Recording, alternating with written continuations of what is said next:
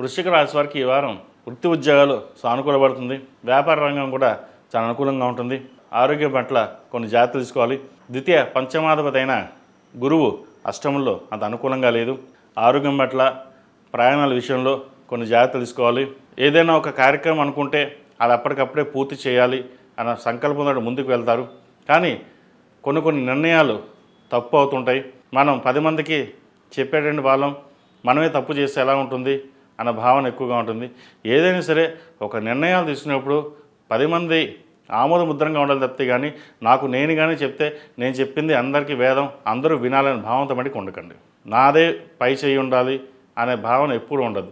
ఎప్పుడైతే మనం అలా ఉన్నామో మన పతనం స్టార్ట్ అవుతుంది. అది కెరియర్ పరంగా కావచ్చు, వృత్తి ఉద్యోగాల పరంగా ఏదైనా కానీ మీకు చక్కగా కాలం గడుస్తోంది, చక్కగా వృత్తి ఉద్యోగాల పరంగా బాగుంది.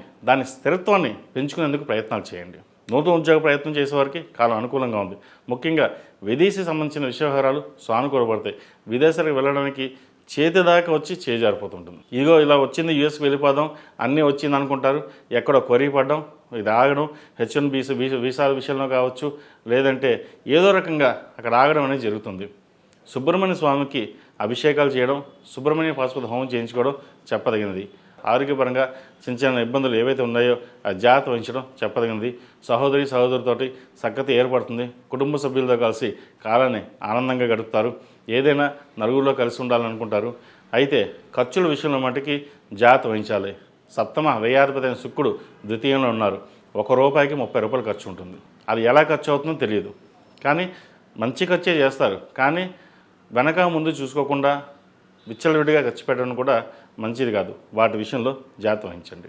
అదేవిధంగా ఈ రాశిలో జన్మించిన విద్యార్థులకు కాలం అనుకూలంగా ఉంది. విదేశీ సంబంధించిన వ్యవహారాలు, ప్రభుత్వ రంగంలో ఉన్నవారికి, ప్రభుత్వ ఉద్యోగస్తులు ఉన్నవారికి, అదేవిధంగా ప్రభుత్వ ఉద్యోగం కోసం ప్రయత్నం చేస్తున్న వారికి కాలం అనుకూలంగా ఉంది.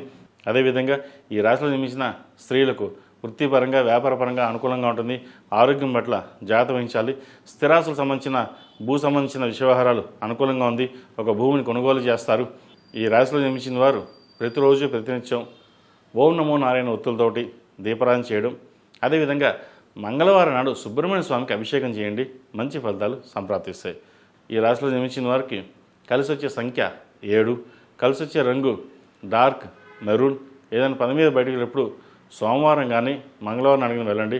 మంచి ఫలితాలు సంప్రాప్తిస్తాయి.